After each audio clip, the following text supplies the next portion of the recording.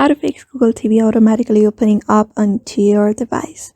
Hello everybody, welcome back to a new video. In this video we're going to look up for a solution on how we can fix that issue of your Google TV automatically opening up onto your device. So without any delay, let's start with the process on how we can do so. But before that, don't forget to hit the like, share and subscribe icon.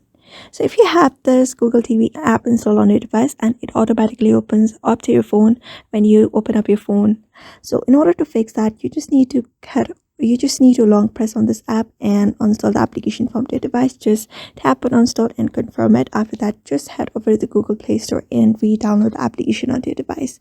Just head over the search bar, type in Google TV. After that, reinstall the application on your device.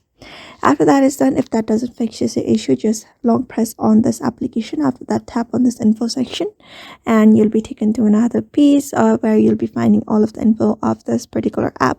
So you're just gonna head over, scroll down a bit until you're able to find the storage section here.